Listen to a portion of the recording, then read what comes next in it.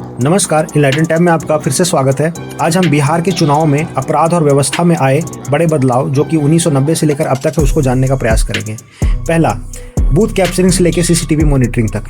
1990 के दशक में बिहार में बूथ कैप्चरिंग आम शब्द था। हथियार लेकर दबंग नेता और उनके लोग वोटिंग बूथ पर कब्जा कर लेते थे।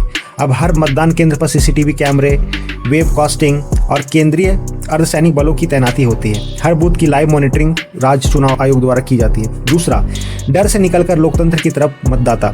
90 के दशक में महिलाएं और गरीब तबके के लोग वोट डालने से डरते थे। अब 2020 के विधानसभा चुनाव में महिला वोटिंग प्रतिशत पुरुषों से ज़्यादा, मतलब 59.7% रहा। इसका मतलब है जनता अब डर नहीं बल्कि सशक्तिकरण के साथ वोट डाल रही है।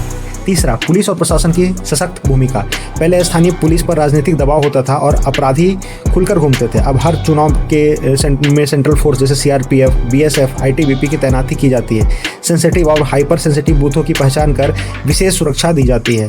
शराबबंदी और हथियारों पर नियंत्रण से इलेक्शन डे का जो वायलेंस है वो लगभग खत्म हो गया है। चौथा, मनी पावर और मसल पावर पर निगरानी। पहले चुनाव का मतलब था पैसा, शराब और धमकी। अब हर उम्मीदवार को खर्च की लिमिट दी गई है और फ्लाइंग स्क्वाड प्लस आयकर विभाग एक्टिव रहते हैं। 2020 में बिहार में 50% से अधिक की नकदी और शराब जब्त की गई थी, जो बताया कि अब प्रशासन निगरानी रखता है, छूट नहीं देता है। इससे यह पता चलता है।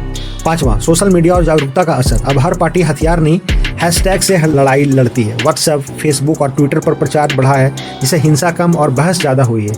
युवा वर्ग अब सवाल पूछता है, विकास कहाँ है, न कि जाति कौन सी है। छठा, अब हर जिले में कंट्रोल रूम 24 घंटे रहता है। ईवीएम की GPS tracking, VVPAT slip system और रैंडम बूथ चेकिंग से पारदर्शिता बढ़ी है। चुनाव परिणामों में विवाद तथा फर्जीवाड़े के मामले अब बहुत कम हुए हैं। सातवां, अपराधियों की राजनीति पर रोक। 2004 के बाद से अदालत और चुनाव आयोग ने चार्जशीट अपराधियों पर निगरानी बढ़ाई है। 2015 के बाद कई बाहुबली नेताओं को चुनाव लड़ने से अयोग्य घोषित कर दिया। पार्टियां भी क्लीन इमेज वाले कैंडिडेट्स को प्राथमिकता देने लगी है। आठवां, जनता की सोच में बदलाव। पहले लोग जाति और डर के आधार पर वोट देते थे। अब शिक्षा, रोजगार, सड़क, बिजली, पानी जैसे मुद्दे केंद्र में रहते। 2020 के चुनाव में 65% से ज्यादा मतदाताओं ने कहा कि उनका वोट विकास सुशासन पर आधारित था। कभी गोलियों और गुंडों का अखाड़ा रहा बिहार, चुनाव अब बन चुका है लोकतंत्र और बदलाव का प्रतीक। यही है बिहार की असली प्रकृति, जहां डर नहीं अब वोट की ताकत बोलती है। तो इस बार के विधानसभा चुनाव में देखते हैं कि कितना किस पार्टी को सीट मिलता है और कौन सरकार बनाती है। तो इस तरह के वीडियो को देखने के लिए हमारी इनलाइटन टैब को अवश्य सब्सक्राइब करें और इसके वीडियोस को लाइक अवश्य करें। धन्यवाद।